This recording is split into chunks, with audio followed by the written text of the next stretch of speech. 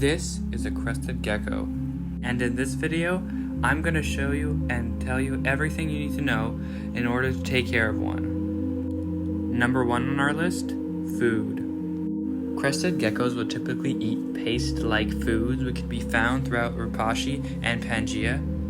To feed them their strange, gooey-like food, all you need is a tiny bowl of water that can be accessible through pet shops. Once you've got it, you just need to mix the Pangea or Rapashi with a bit of water, about a 1-to-3 ratio, and mix it to the consistency of ketchup. So this differs, you may need to use a different ratio. Once this is done, you simply put the bowl inside of the enclosure, and you obviously make sure the gecko eats it.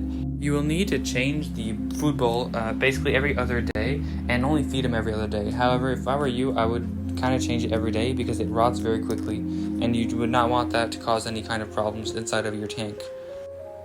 Now when it comes to lighting, you're going to want a good light that doesn't heat too much though. You want it to just grow your plants. You don't want to have a very high temperature enclosure. Typically 22 to 25 degrees is the best for a crested gecko. Any lower than 22 would be a bit too low. I think 23 to 24 is the perfect temperature. You also want a very high humidity temperature, not too high so that it rots everything around it, however. And with that, you're also going to want to make sure that you have a UV light.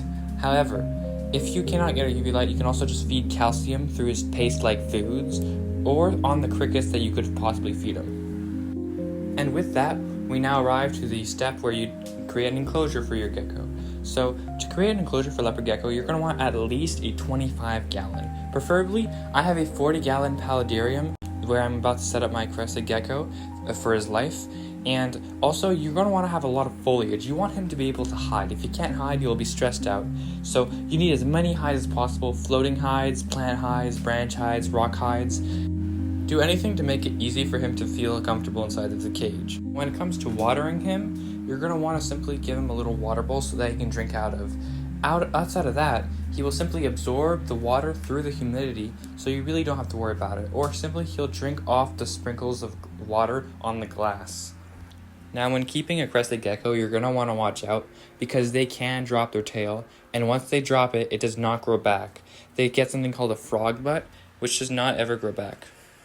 And if you plan on breeding them dropping their tail will significantly reduce their price value. Other than that, I just gave you all the basics to take care of your very first crested gecko. So go have fun. Thanks for watching. Please subscribe to support me, and goodbye.